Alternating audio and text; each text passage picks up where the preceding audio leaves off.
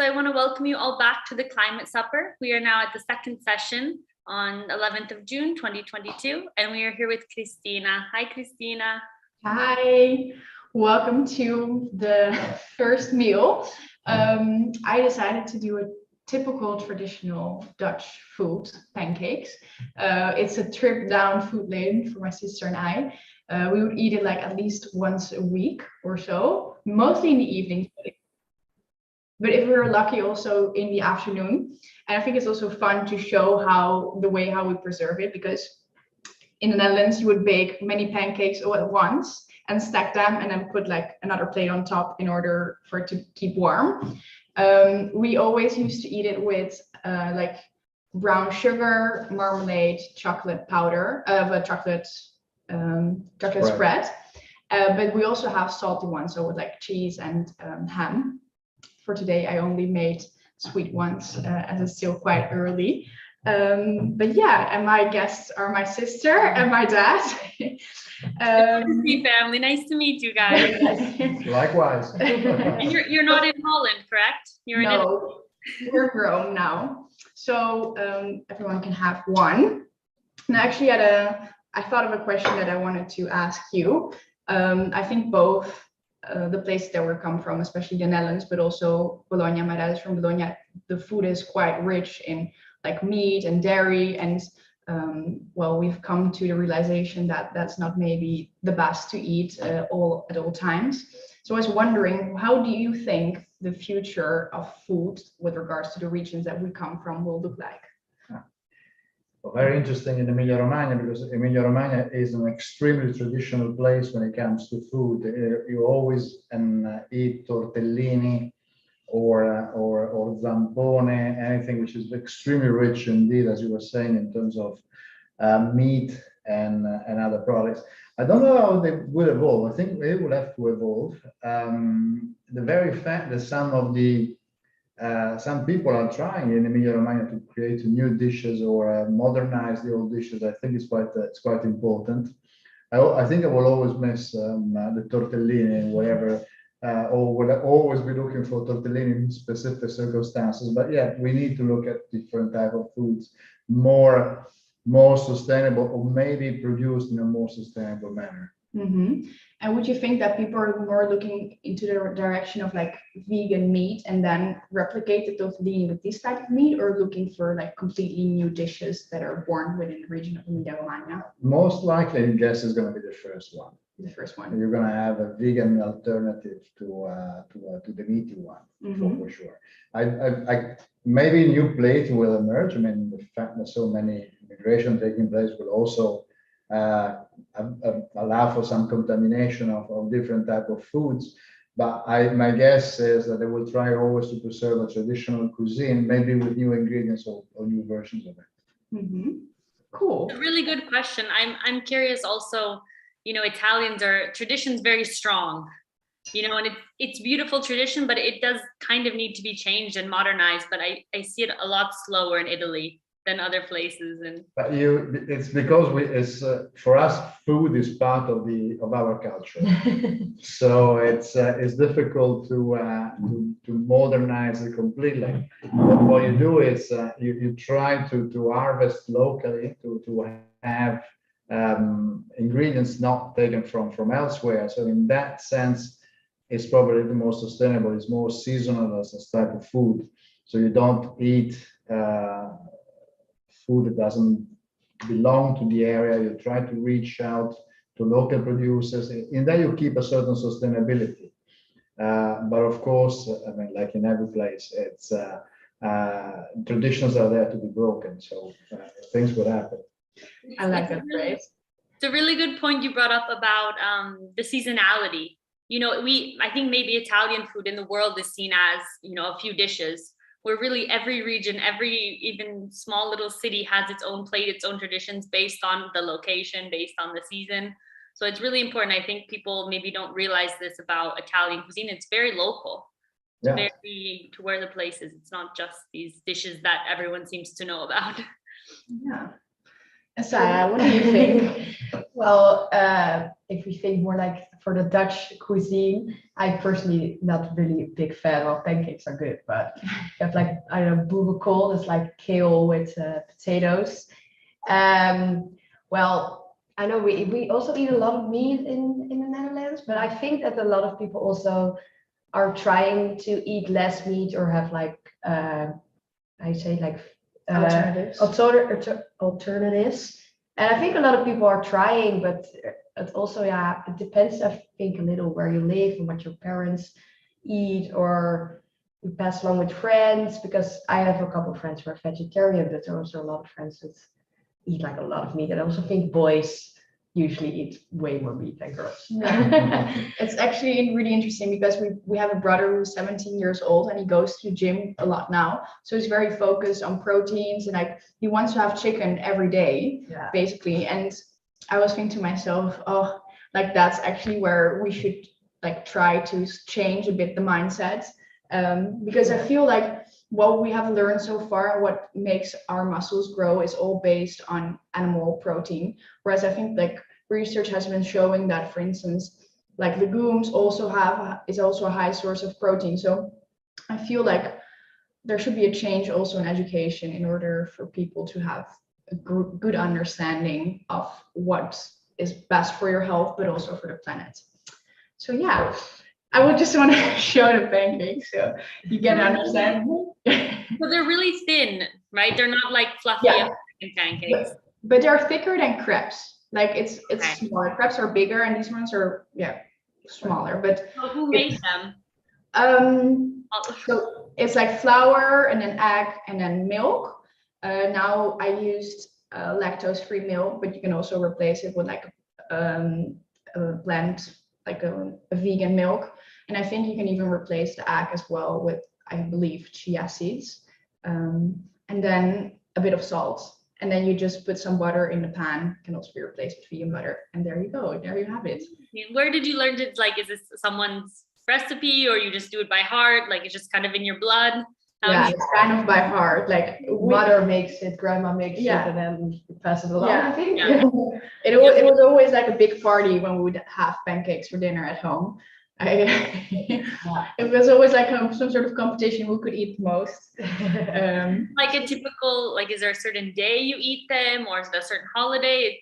Yeah, so for us, it was or it was Wednesday evening, because when we went to primary school, we would be off on the Wednesday afternoon. So it was kind of like a nice day. So either Wednesday afternoon or like Friday evening or Saturday. So a bit more like the fun days of the week, let's say so. Interesting though, because you always eat them like in the afternoon or in the evening. For me, pancakes are completely breakfast. Yeah, But I prefer the salty one. It was like the cheese and the ham, and then it's like more a salty dish for the evening. yeah. But it's also really interesting to see because every family has its own kind of recipe and what they put on it. Like our family, we always do cheese and ham, and then my mom would like flip them together. So it's like half moon. But other people do it with like apples and cinnamon. And so every time you go out you go to someone else's place and you eat pancakes, it's always like a surprise what you're gonna get because it's so different. It's interesting because it's like it's a very spread tradition, but yet it's so personalized to every family. Yeah. Has this kind of like, can you get them in restaurants? Like how does it look outside of a family? But it's very expensive and mostly for tourists, I think. Yeah, you have called Pannenkoekenhuis. So it's a place where they only make pancakes and they have a huge menu with all different types of pancakes you can choose. I personally never went to one. Once in Amsterdam, but it's like 15 euros for a pancake. Well, you make it at home, it's maybe like €1 or something. So it was very expensive. I thought it was way too much money for a pancake. And I think it has to do with the taste, because like in our family, we like them quite thin. And in those houses, they're quite thick. And I personally like the thinner pancakes. Yeah, it's interesting to see how like a family dish becomes then through the market. You know, maybe it's for tourists, which is understandable if they don't have them at home. You know, don't have access to a household. But interesting. Do you have like? Can you each tell me your favorite toppings? Like, what is your? Your ideal. Well, for me, usually like the salty one, so with cheese and ham. But if you do sweets, I think more the powdered sugar on top. Yeah. For me, it will be brown sugar. And then my mom, since she has been little, she's been eating this syrup from a province in the south of the Netherlands. It's called a Zeeuwse stroop. And it's like this thick black syrup, which is super sugary, but it's You so know what nice. it's made out of? Just sugar. It's just sugar, basically. And we always put it on our pancakes. But it's also Sugar with more sugar. yeah, sugar and sugar. And for you, you haven't eaten them that much, but more the salty ones, indeed. Especially in the evening. With some mortadella on top, maybe. Well, some good Parma ham, just to do some Parma ham. pancake. I mean, yeah, it's interesting because you see kind of round flatbreads in every tradition. You know, there's piadinas, which come from a different region, and so it's interesting to see how each culture takes a piece of round bread and it makes it salty or sweety or lunch or dinner. It's very versatile. It's amazing what you do around the world with flour and milk. Yeah. It's crazy, it really is, and it's nice to see. This morning there was a girl from India preparing lunch, and she made a flatbread out of watermelon rind. whoa, So the white part of the watermelon.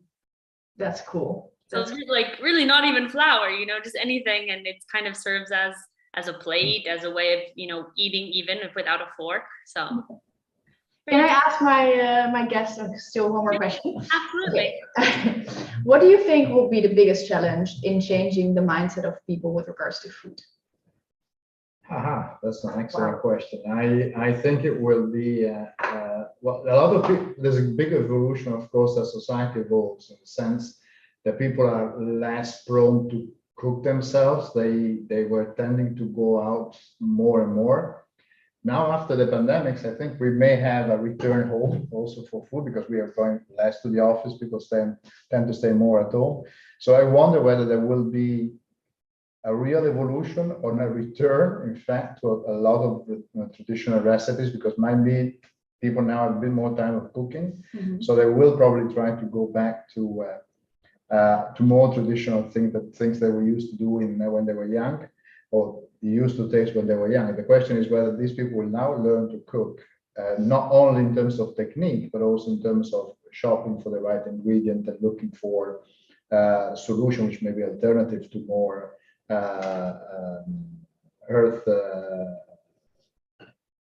health-friendly solutions. Exactly.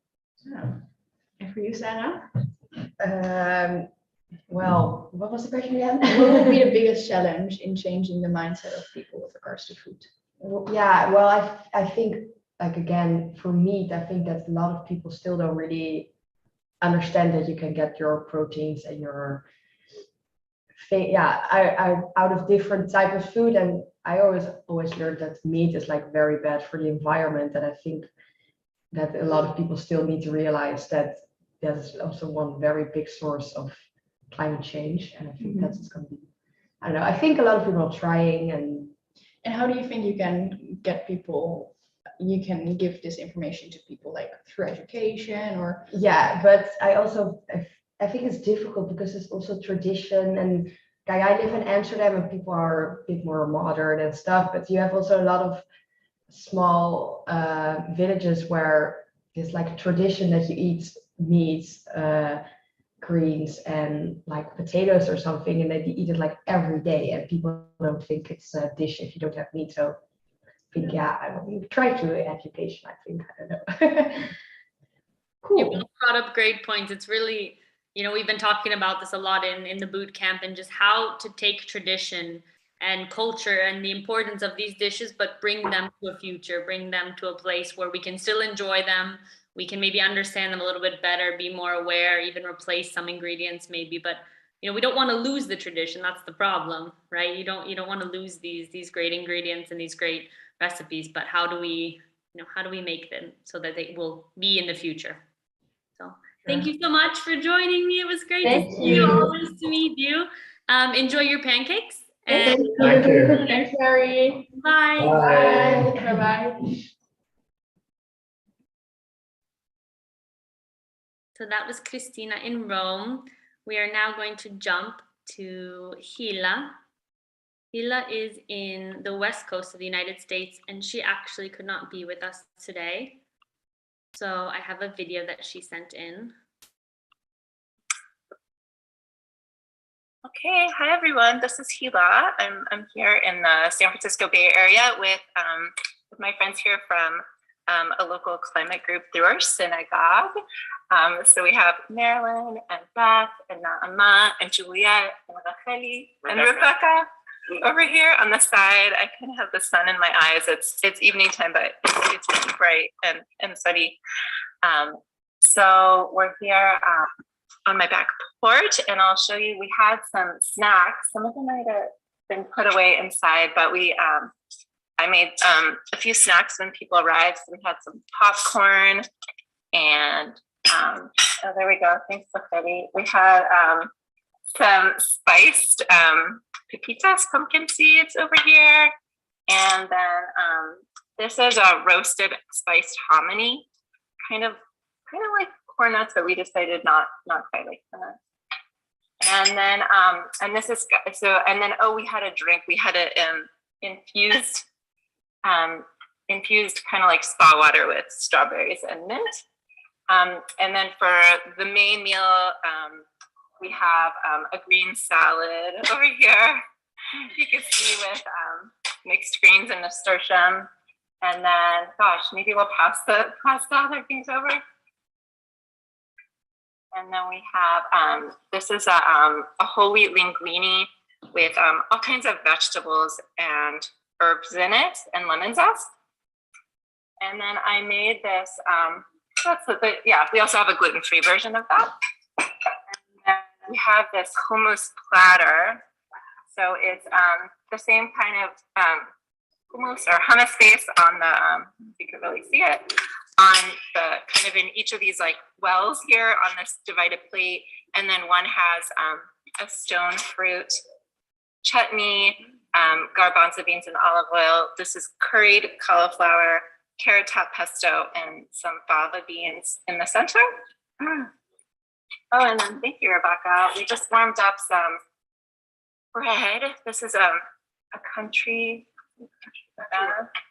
loaf from our friend Adam, who's a baker just around the corner over here. So that he uses all kinds of interesting grains and heirloom grains and local mills.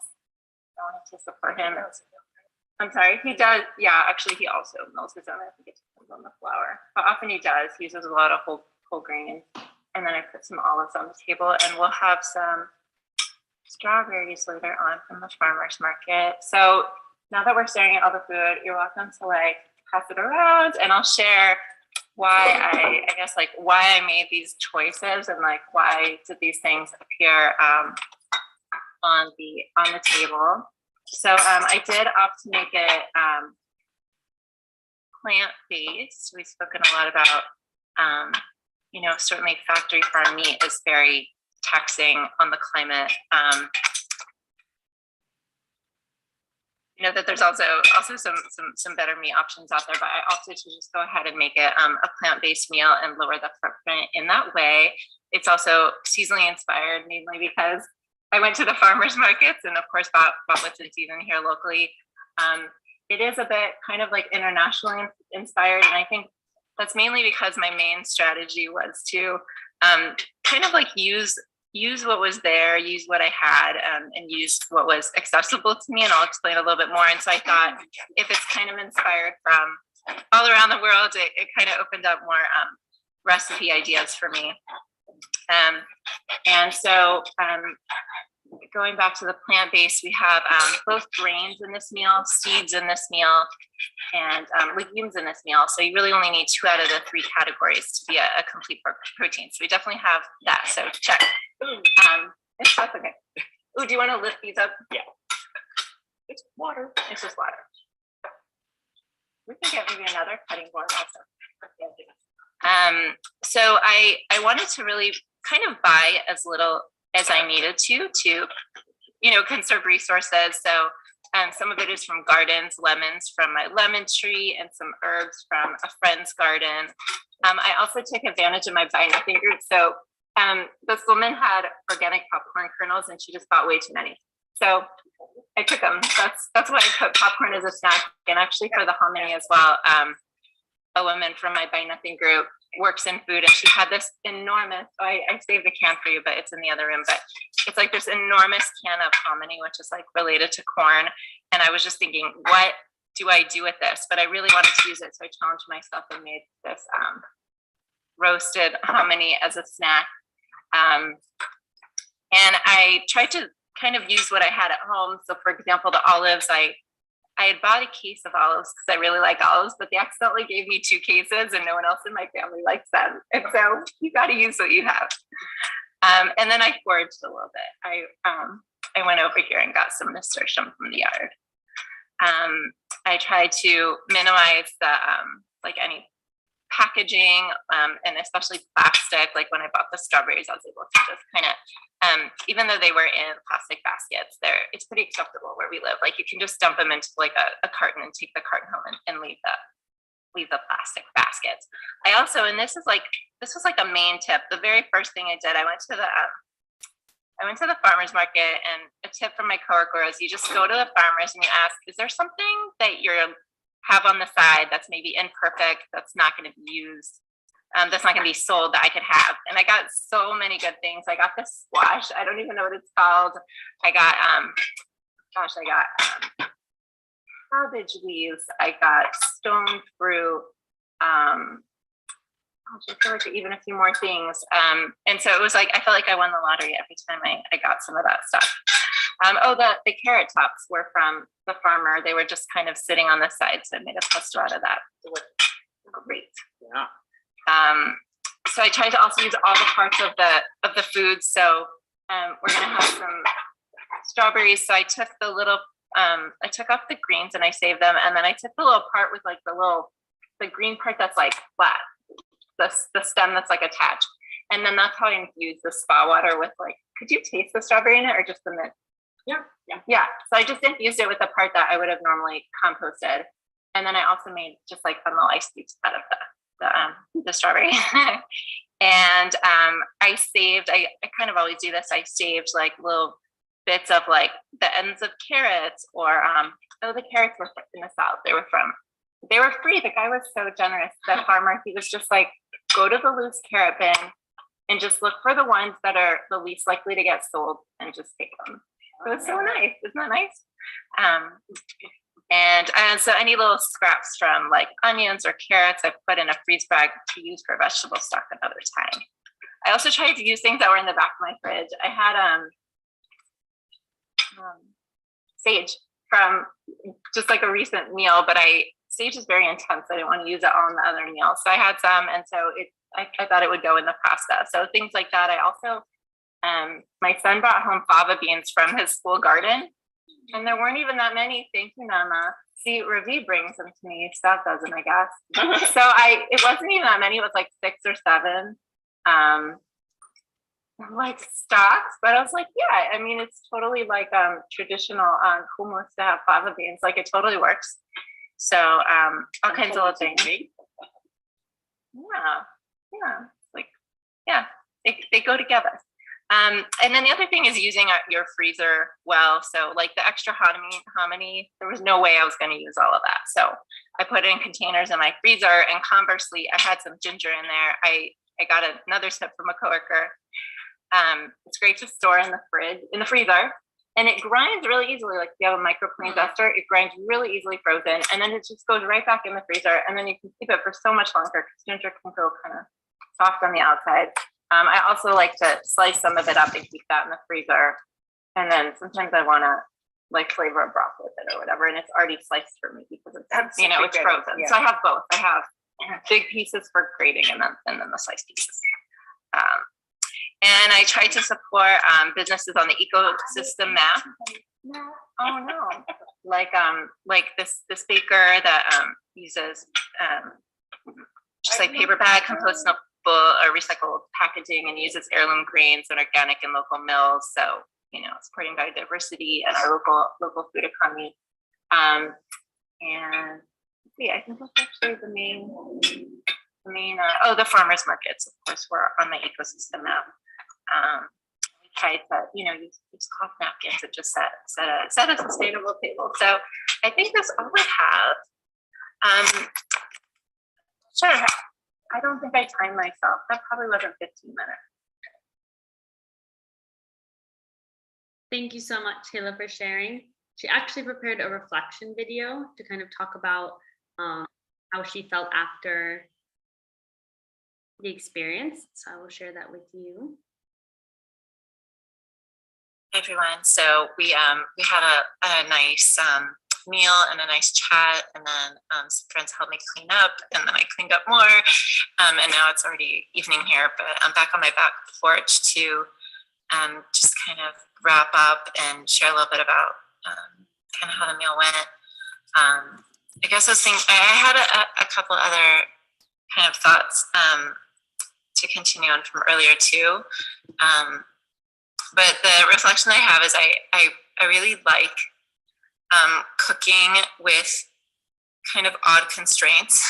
So I actually enjoy cooking when people have like a lot of dietary restrictions, and then I have to figure it out. And that's kind of like what this meal felt like for me. I went to the farmer's market and I collected all these kind of like imperfect produce type things that I was given, and I also bought seconds of things like less good things, and of course just like a few things that were in season, and collected things from gardens, and that's like, well, then what? And so it's kind of like being on that show Chopped.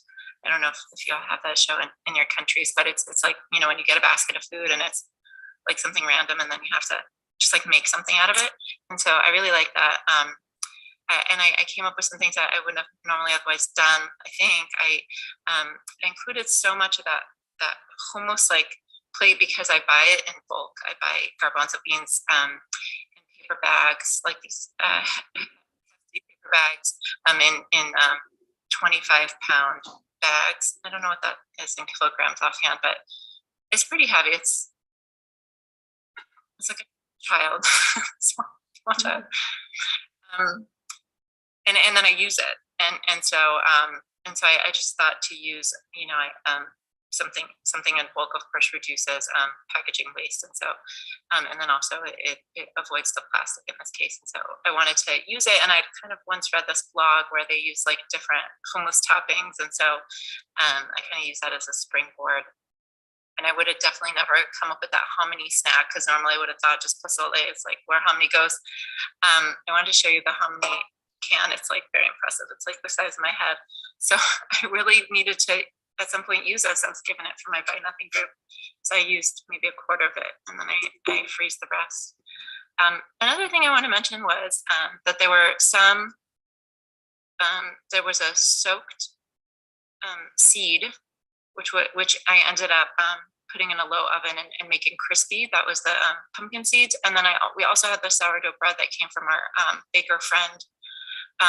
Anyway, I just want to mention those products because those kind of traditional methods make nutrients, they kind of change the nature of the food itself, and they make nutrients more digestible for our bodies. So I think that is a sustainable technique when you take what you have and kind of make the most of it and give your body the most nutrition. So I want to mention that. And then what else? Oh, I wanted to mention that I tried to remember to, like when I was like washing greens and things, to keep the water, and then I tossed it out to the garden. And so just to try to conserve water a little bit. So there we go, like that goes enough. I'm sorry if it's grainy a little bit. I think I'm almost at the end of my time. But I think it was just kind of fun for me to see how many different like sustainability things I could do with my meal and kind of like list them all out and make a big long list. We had a really interesting conversation. We talked about the importance of data in food sustainability and sustainability in general. We talked about gardening with children. We talked about tasting food with children. What else do we talk about? We keep kosher, those of us in my synagogue, and so we talked about the intersection of needing to have that kind of food restriction and still wanting sustainable food, and some of the challenges and some of the new opportunities with that. anyway, lots of good things. I think I learned a lot. I hope you are all having wonderful suppers around the world. And bon appetit to everyone. Bye-bye. That was a great example. Hilla really used kind of, a variety of different techniques to ensure sustainability and minimal resource use and local ingredients in her meal. So thank you so much. Now we are jumping back over to Italy. So we are going to invite Claudia.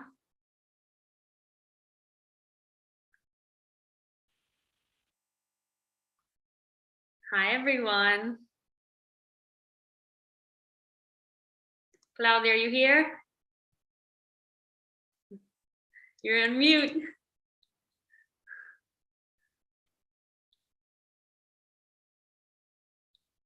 You're still on mute. Yes, of course I was on mute. Hi, how are you? Good, how are you? You look so warm. Where are you? Bologna. Here is Bologna. Gabriele, there is Elisa, who provided the kitchen because mine wasn't available. And I see Elisa is even in a warmer place than me. Yes. So, I mean, summer. we're cooking. We're not eating yet because the dish I decided to cook. Can you hear me? Yeah. Ovviamente. Ok, no, mi sento. So my internet connection is not the best. I hope you can We can hear you. hear me and see me. Yes, no problem. Okay, perfect. The dish I decided to cook is one of the easiest one of Italian kitchens displayed for two reasons. One is because up until yesterday, I couldn't even go out. So I wasn't able to do like this kind of grocery that I wanted to do. So I had to deal with like some basic ingredients.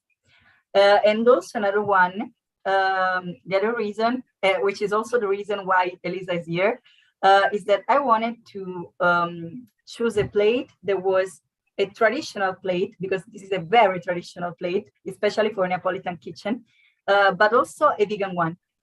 And this is because the topic I wanted to discuss today was the prejudice that are present in some people towards this kind of dietary choices, basically. And I think it is based on very often on some prejudices that are like linked to tradition, because we think that tradition cannot coexist with this kind of new dietary habits. But I think that if we manage to find a way to make tradition meet these new kind of habits, that could lead to a whole new different path, which can also be more sustainable for the environment. Elisa here is a vegetarian and then almost vegan. Like, Elisa, can you please explain your dietary choices to us? I don't want to steal your words. Meanwhile, I'll check the plate and I'll be right back in 1 second. Go ahead. Thank you so much, Claudia. Elisa, you're on mute. I can't hear you.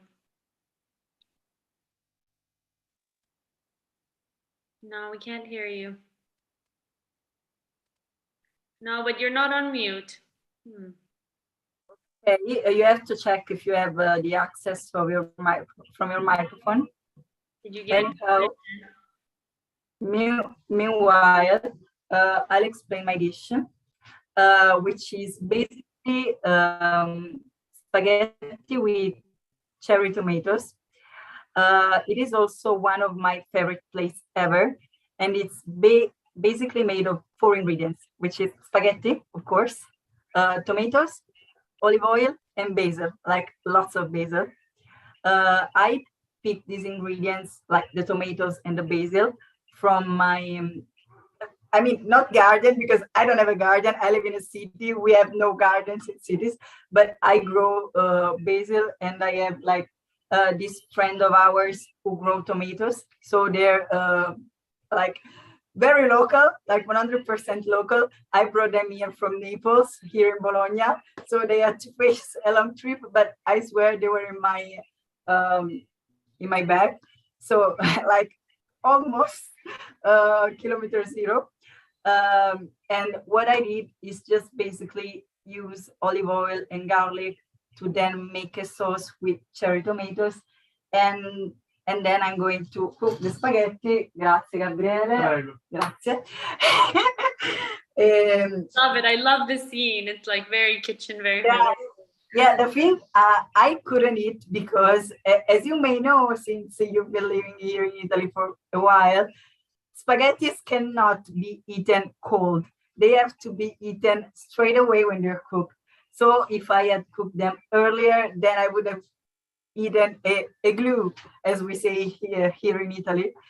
So I didn't want to do that. But I think we're almost there. So I think you may even be able to, okay, it's fine. You may even be able to see me eat them, actually. Anyway, since Elisa's microphone isn't working, I am really disappointed about that because she's much more, better informed than I am about dietary choices and things like this. Since I have to admit, I'm a bit of a hypocrite since I'm an omnivore. I still eat meat. I am dependent on meat. But still, what I wanted to say, since I will have to lead this discussion, is that there are a few dishes who we not even realize that they are vegetarian, even vegan sometimes. We just eat them and not complain about them. But it's often that we meet people who, when hear the word vegan, vegetarian, flexitarian, fishitarian, whatever it is, they just flip their mind. They lose their minds because they think that this is a shame for their kitchen. This is something that is not, they cannot coexist with social life or with social traditions, basically. But sometimes I just stop and think, yeah, but we all eat like pasta with tomatoes, with tomato sauce. That is a vegetarian plate. They can even be vegan. So how in your mind is that impossible to lead up? Also, we eat a lot of pasta here in Italy. So all the examples that are coming to my mind are all like pasta with, but we can also have like, the soups in general with veggies, or with also protein based on lentils or peas, whatever it is. We all do eat them like in our everyday life. So why cannot we make an effort and try to at least limit our meat consumptions and meat derivatives consumption? Also, like for health reasons, because as we may know, it is also an health issue, by the way. 1 second. Posso lì? Fantastico. Bene. My sister is checking on the pasta, and I'm a bit worried since, I have like this control issue that I have to like get the control of everything. But still, I think it's doing pretty well. Are you? See? Okay, almost. Great so far. So I have a question. I think it's a very good point that you brought up, like the label, vegan and vegetarian, because it is true. In Italy, a lot of dishes are vegetarian. Pizza is vegetarian, really. There's the most basic is a margherita, which has cheese, tomato, and bread, but you would never think of it. Or a marinara is vegan, but you're right. When you put the words on it, it changes it. How do you think? Maybe I'll ask Gabriele. Gabriele, you want to talk? Or is she cooking? Yes, listening. You understand? What is your perception of the term vegan and vegetarian? Like, do you think of something in particular when someone says that, or do you not care? Like, what do you think? I have a huge respect for those who manage to actually like take these choices and like yeah and have these habits and so on. I can tell that since I moved for university, I have usually reduced the amount of meat that I eat, but I have a problem with everything which is forever. And so the idea is that I can, I don't know, stay 3 months without eating meat, and that's not a problem. But the point is that in the moment, I really feel like the need. You have like a craving that you want to have it. I'm sorry, but I cannot tell myself no. But it's not about no, right? It's not about no. It's about limiting and understanding, and so even that's a good step. You don't have to say like I will never eat it again. If you get to eat it, I don't know, 10 times a year, you're still reducing it a lot. And if everybody did that, we would have a huge reduction of the consumption. So it's a good compromise, I guess. Absolutely. Have you personally tried any like alternative proteins like fake meat or? I did. Yes, I did. How did it go? What did you think? Well, I don't know. It's a communication strategy. The point is that it depends on how you intend that. But as a communication strategy, I don't know. But running like back the meat taste, I don't know if it's a good like communication strategy and marketing strategy. I would say if we manage to, I don't know, find and there are like very tasty vegan dishes, and if we could make them go viral, like I don't know, sushi did, for example, or Hawaiian poke did, well, we would actually have a huge reduction in the meat consumption. The same. Absolutely. It's about education, right? And even marketing, because the moment you can convince someone of this, people want to make the right choice, but maybe they don't know, maybe it's not available. So it's very complicated. I think we all know that food is a very complicated topic. Claudia, what do you think about alternative meats? Have you tried like a fake meat burger or something? I did indeed. I liked it. I also found that a very good compromise. But I agree with Gabriella, as in, why do we have to always try to reach to like non-vegan and non-vegetarian plates and dishes and meat when we can have very good alternatives that are just plain proteins? Like they're natural. Exactly. Like I don't even want to tell about tofu or seitan or things like these that here in Italy are still very rare to find, and also very difficult to deal with, to cook with them. But even in chickpeas, for example, like we have lots of hummus that nowadays is becoming much more popular. That is filled with proteins, for example. Also, if you follow a vegetarian diet and not a vegan diet, you have all the dairy consumption that is also linked with proteins. So I find the alternative proteins like the fake meat, the unbelievable, whatever they are, a good compromise, but still not the main goal that we should follow to like replace meat proteins with alternative ones.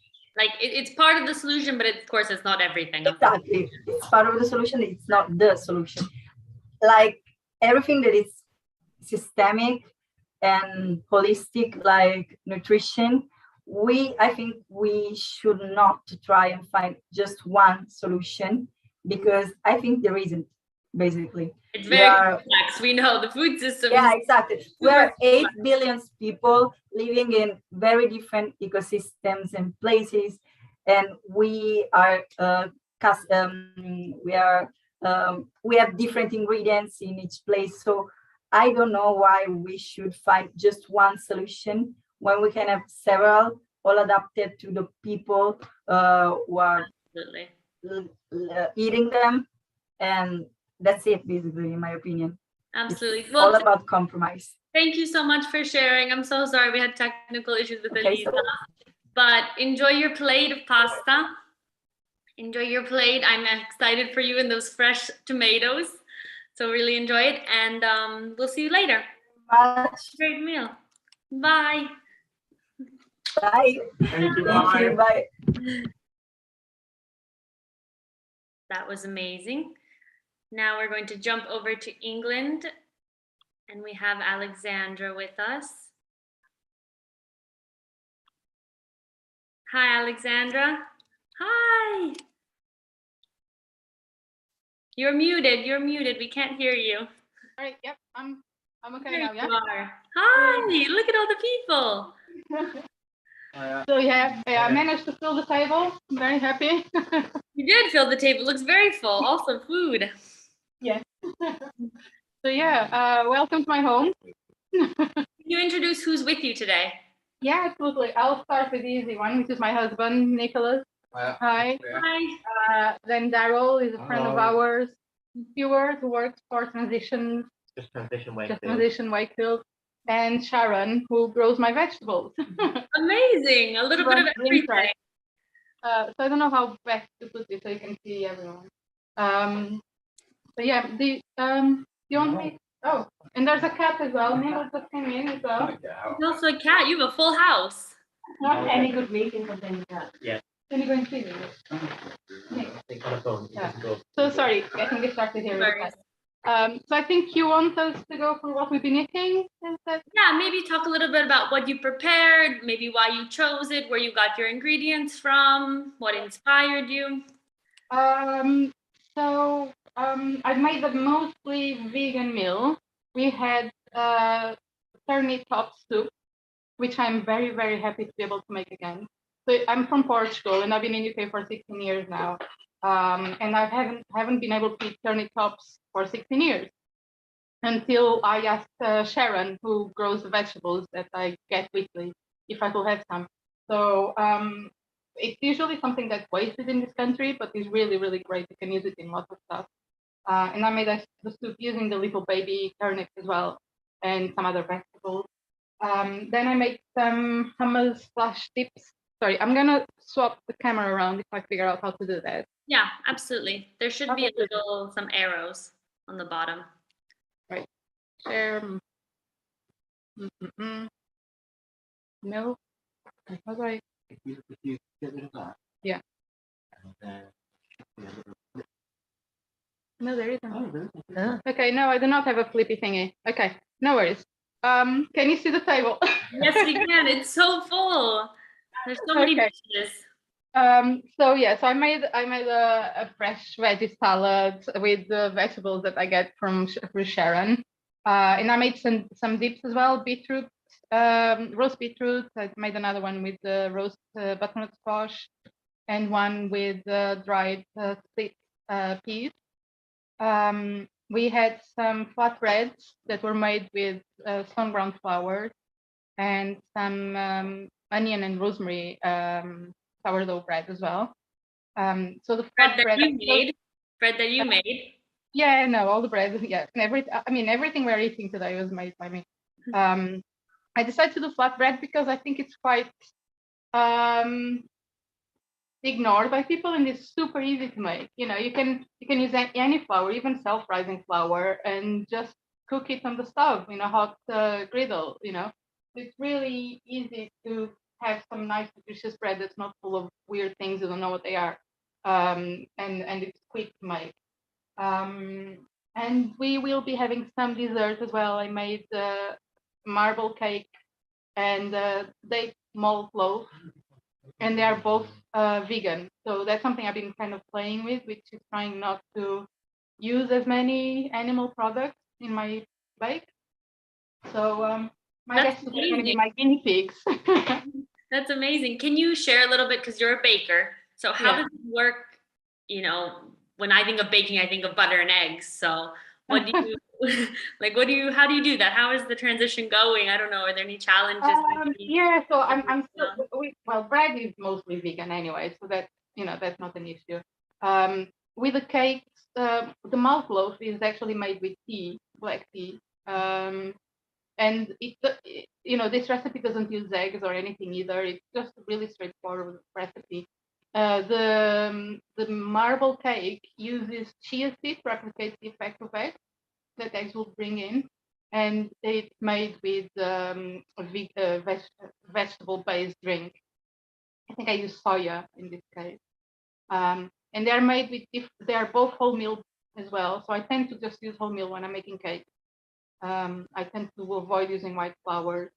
And one is made with a population wheat called Miller's Choice, and the other one is made with a different population wheat called YQ, which stands for yield and quality. So population wheat is where in the same field you grow a lot of different varieties of plants together. So if the principle behind it is that if there is a drought or if there's too much water or something, there will always be something that finds the right environment to grow, so you don't lose the whole crop, So at the same time, when you're eating, it means you've got a lot more biodiversity because you're not just eating one type of wheat. You've got God knows how many different plants in the field. Absolutely. This is really important. I think when a lot of people think of wheat, they just think of like plain white flour. Yeah. That's yeah. not at all what it is. So I was going to point out that Stuart used to be a baker as well. So he used to run a small bakery here in town. Still baking. Before I moved into Wakefield. So it's really nice to finally meet you in person because we had been in touch when I moved here. So I mean, so it's the first time you're meeting in person. Yes. Yep. Yes, it is. Amazing. I'm glad we had this opportunity. Yes. Yeah. Thank you. I don't know if I mean I didn't give the guests a chance to talk at all. Should I just go around table? They can talk a little bit about what they do. Yeah, absolutely. Yeah. Go Sharon, ahead. would you like to? Sorry. Yeah. Okay, so I'm Sharon, and literally just round the corner, about half a mile away, we've got a small piece of land, and we run it organically, and we have placements of adults with learning difficulties. So we try and grow as many vegetables as possible for the local community, and then we also buy in certified organic vegetables, and we have a little box scheme, and only very small, about 12 boxes, and we have a little trolley, and we can deliver locally on the trolley. So Alexander gets her vegetables delivered on the trolley by one of our young ladies. And so every week we try and get at least one thing in the box that's ours. Obviously in the summer we get a lot more that's ours, but in the winter there's not as much things ours. But yeah, we're there as a local community resource. Basically, some people just come and have a chat to us, have a walk round, which is really nice. They don't have to buy anything. We're very local. So those turnips were grown less than half a mile away. Yeah. Thank you for doing that work. We know it's not easy to provide food, so we appreciate it. And Stuart, he works for Just Transition. Yeah, I coordinate an organisation called Just Transition Wakefield, which started as an alliance between the local Friends of the Earth group and the local trade union council. So the Just Transition concept is to campaign for the transition to zero carbon to be fair, inclusive, and not to stick people out on the scrap heap as other economic transitions have done in the past. Yeah. And it very much aligns with War on Want campaign for a justice transition and global climate justice, and certainly the United Nations that are speaking the same language and talking about how we have to realign the economy to make sure that we include all the dispossessed. And I think it aligns very closely with the aims of La Via Campesina as well, who I'm the supporter of. Yeah. Thank you for sharing. You do great work. Yeah. You're all great people. Daryl is not linked to food, but is I eat food. yes. I mean, we're all linked to food, right? We all enjoy it. I'm saying professionally, but he's graphic designer, illustrator. I'm a cartoonist writer. I Okay, do yeah. books on Incredible.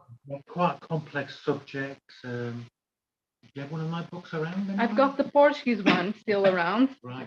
Can you hold that one? Yeah. So, but you want? So I've done. I write and draw books on big complex subjects. This is a book I did on Vladimir Putin. It's done very well internationally. Wow. Including a Portuguese copy Yeah. here. I've just been commissioned to do a book on Elon Musk by a French publisher. So trying to get on with that now. Yeah. Great. Thank you for sharing. The mixed table here, but yeah, I think it's been okay. Okay.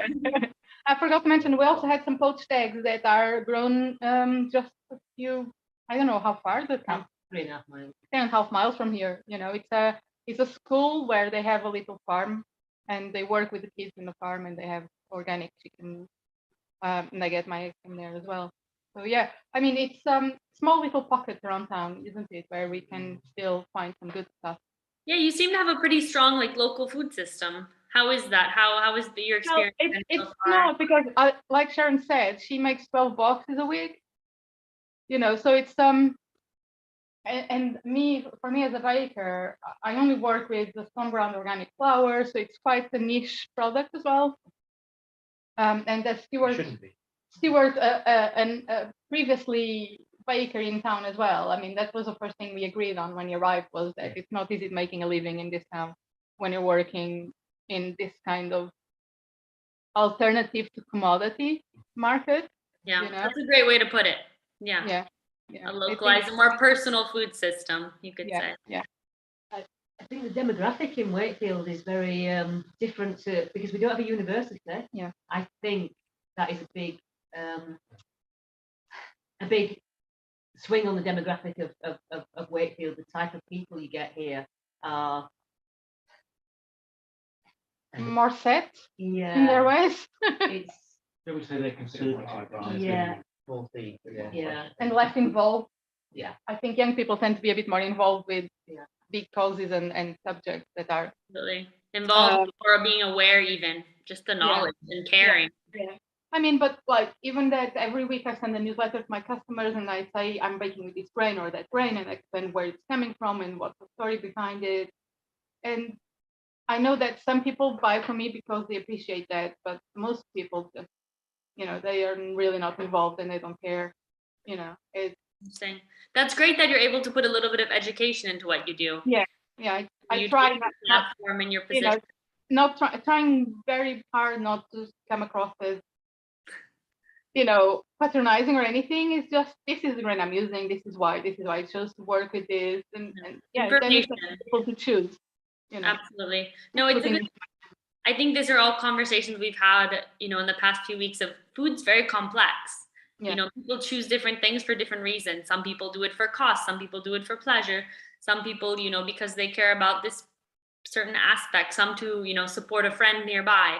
So it's really, you know, it's a huge system. It's very complex. So I want to say, great job, everyone, for doing your little part. It's, you know, it's not easy. It's a big system and we're the little guys. And so it's really, it's tough work, but I think it's useful and we all see the benefits, right? Yeah. Good food, the good people, the good table. So yeah, I really love getting my veggies and knowing where they're coming from, and you know, yeah. And the taste, the flavor, right? We mentioned a lot about. It's a whole different experience. Completely, yeah. I mean, I don't know how early from delivering they are picked from the field when I get my box. If it's ours, I normally do it that morning. Yeah. So couldn't be fresher than that, right? Yeah, you can't do any better than that. Thank you so much for sharing. Okay, thank you, Mary. I'm gonna let you guys enjoy your meal. It looks amazing. Enjoy, keep the conversation going. I think you have a great group of people. So cheers, thank you. Bye. Bye. Bye.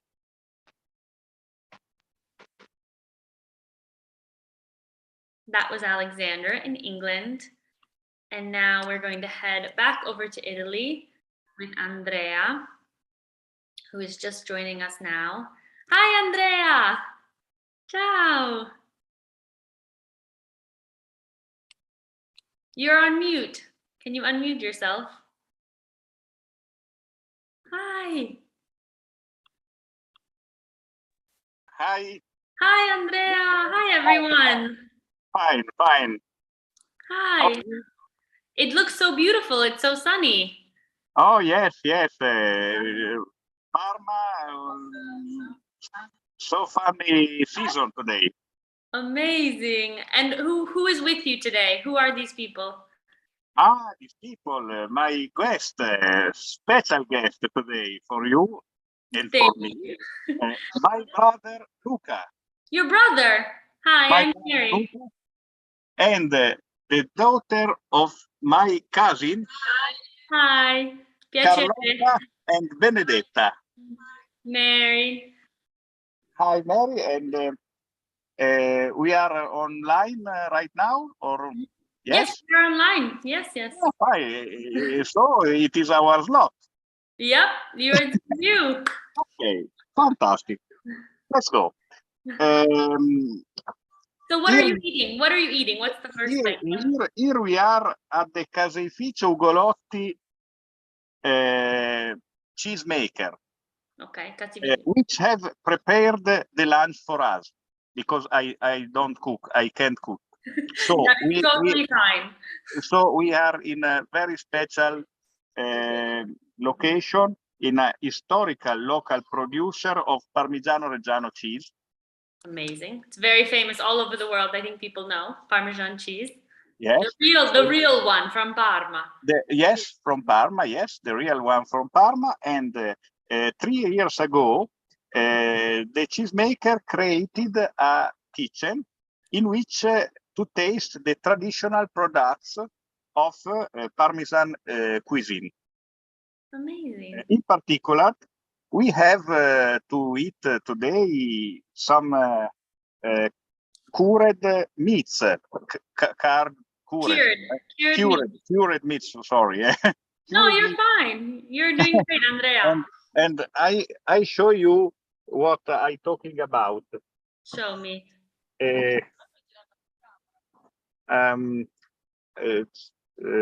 I try to absolutely try to change the camera. So you perfect. Now I can see the table. Ecco, here. Oh, it looks amazing. This is salame, 4 months aged. Okay. Aged for 4 months. This is Coppa di San Secondo's Coppa. Okay, Coppa. 24 months age. 2 years, wow. Yes. Pancetta. Mm-hmm. Pancetta. And no, culatello is not here. Culatello is here. It's here. In the second one, we have spalla cotta. Okay. And this is in the middle, the culatello di zibello. The culatello di zibello is a special kind of ham. Very, very special. It's a little bit costly, but the taste is very, very. This is the well-known prosciutto di Parma. Okay. And here. Lots of cheese. Yes. We have all different kind of Parmigiano Reggiano. We starting from this one, 12 months age, 24, 8, 30. Wow. 36. And this is the very, very special and difficult to find 60 months age. 60 months. 60 months. And this is a traditional like bread, but it's fried. We know that torta fritta. It's torta fritta. In Bologna, they're crescentine. Yes, something like crescentine. Yeah. And now are arriving the famous pasta, like tortelli with herbs, Yes. or tortelli with pumpkin, or tortelli with potatoes. Amazing. Lots of different types of pasta. Yes, and Carlotta and Benedetta are going to eat tortelli mix of three kinds of Different tortelli. kinds of tortelli. But also we will eat tagliatelle with sausage ragu, or with porcini mushrooms or truffles. Wow, very nice.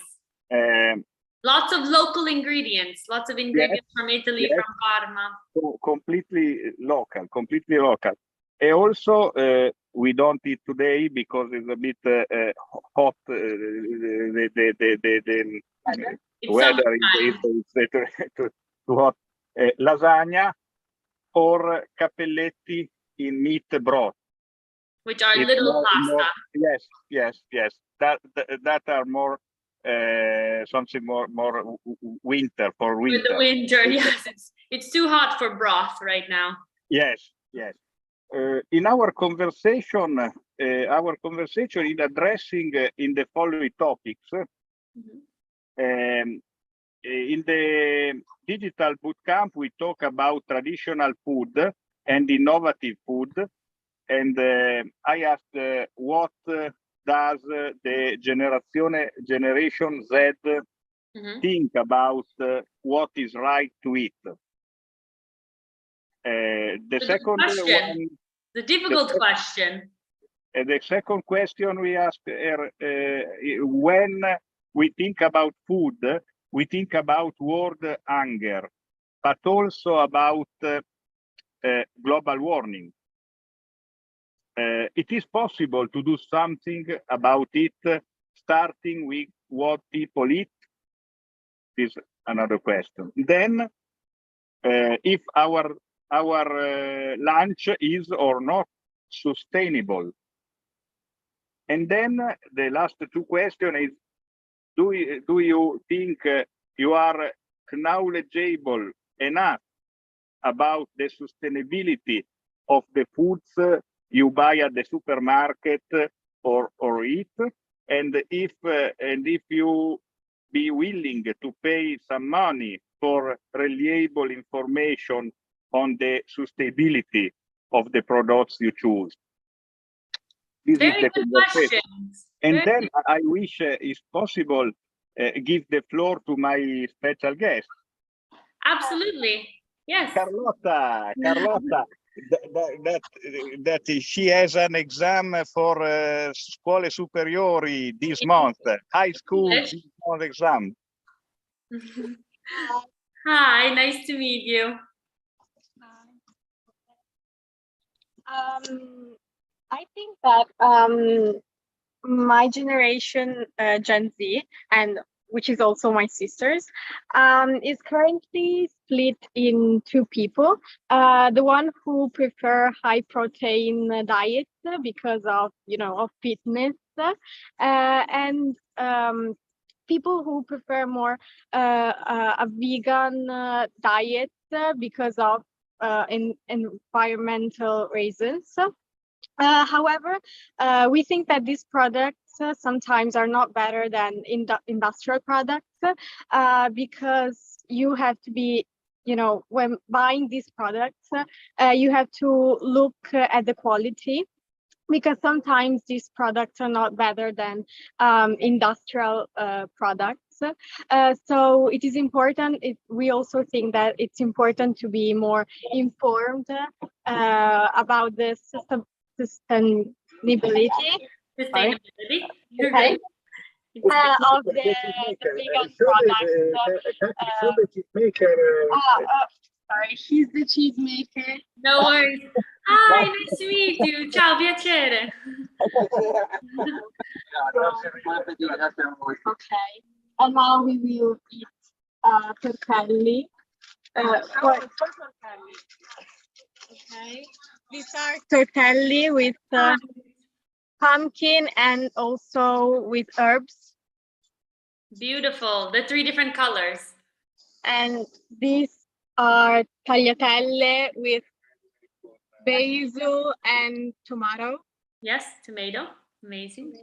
And these are 2 kinds of tortelli with herbs and with a kind of ham inside and a kind of cheese, which is ricotta.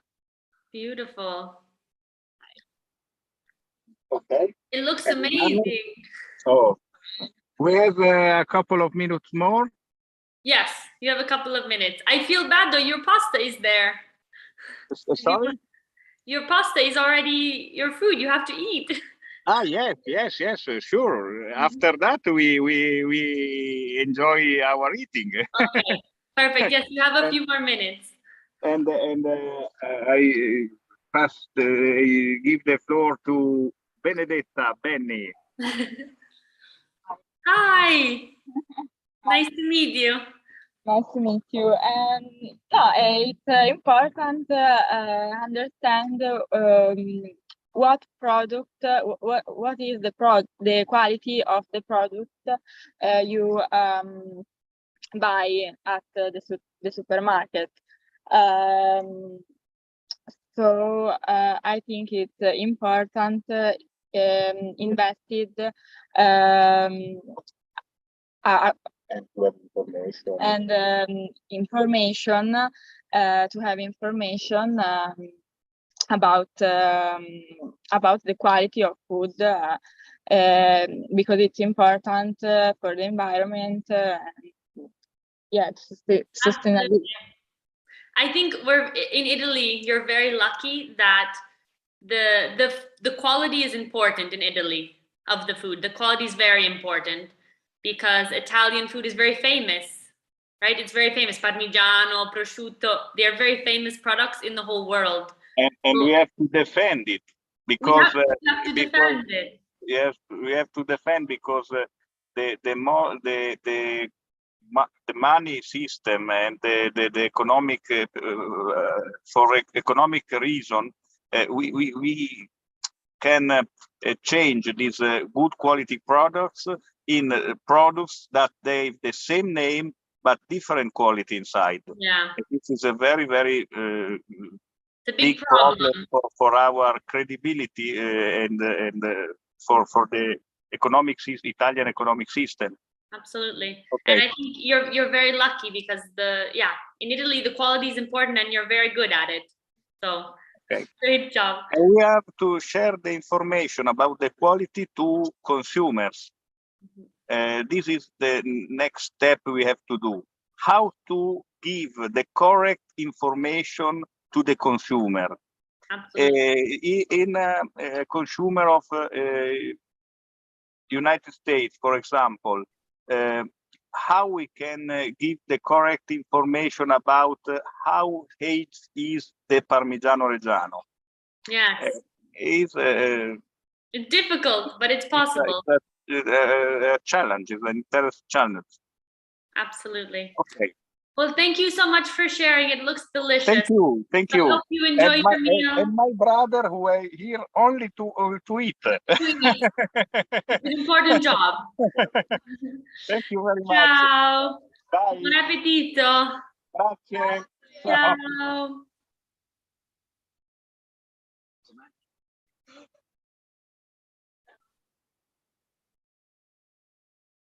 Looked like they were enjoying a great meal in the sunshine in Parma, in Italy.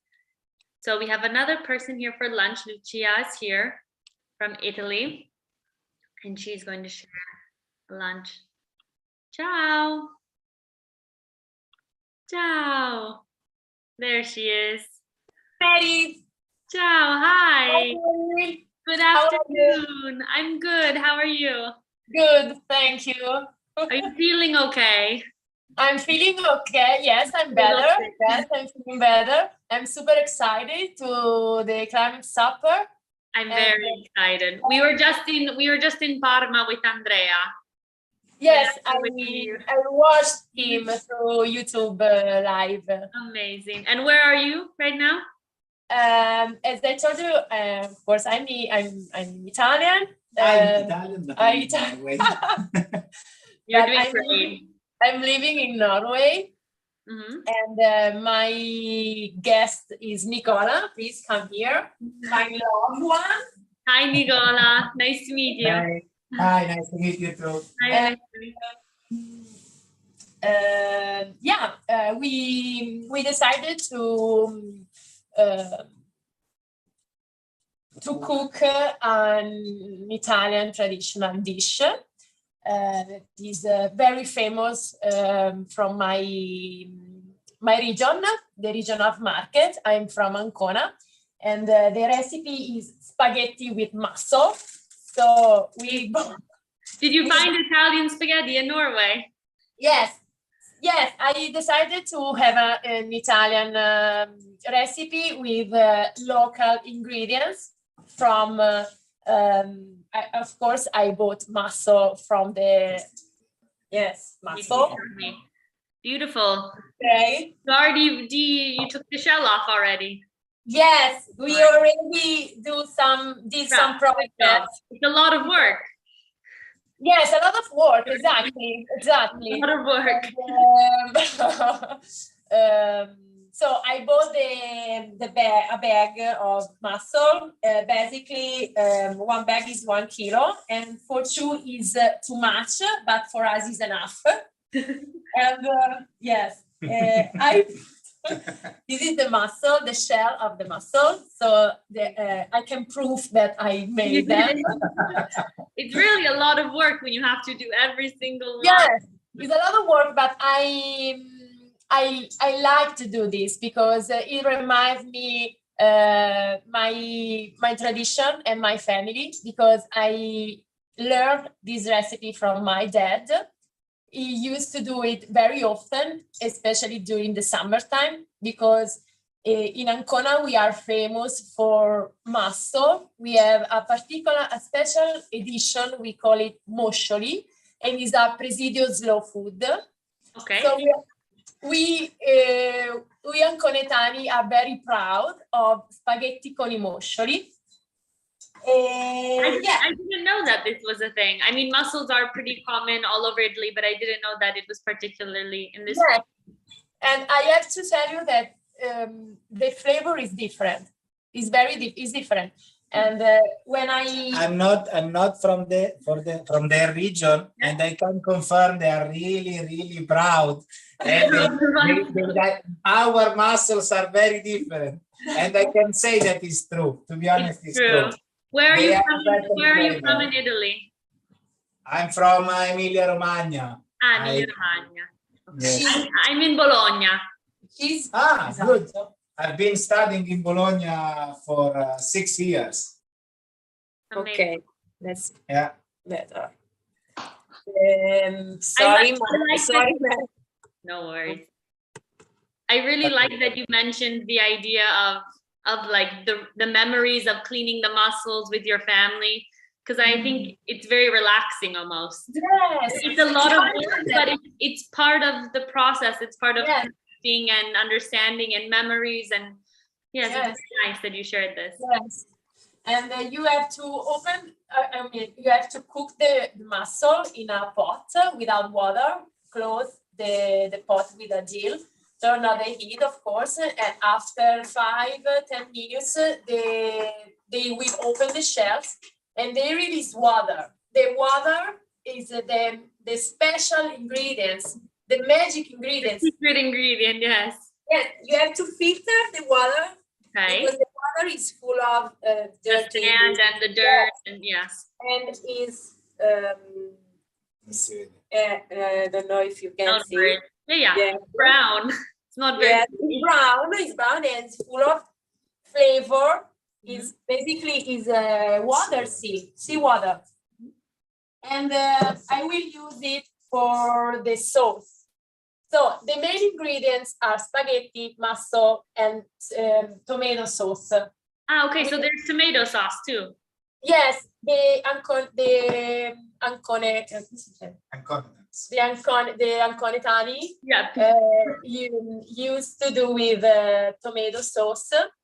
So this is the red version. Of course, if you don't like it or if you prefer, you can do without some tomato sauce and you will have the white version. That is great. That is great, the same. This is a very common thing in Italy too, like pizzas or different dishes can have a red version and a white version.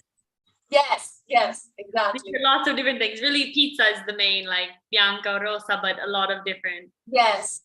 And of course, you need a cup garlic, olive oil, and parsley, the green one. So it's very simple. It's very simple. There's some little flavors, but it's very simple. And the crucial passage on my side, because my tradition is to filter the water from the mussel and use the water to enrich enrich the flavor. So some of the others, they don't use the water, they throw it away. And you can see when someone throw this away, they just look at you like, what are you doing?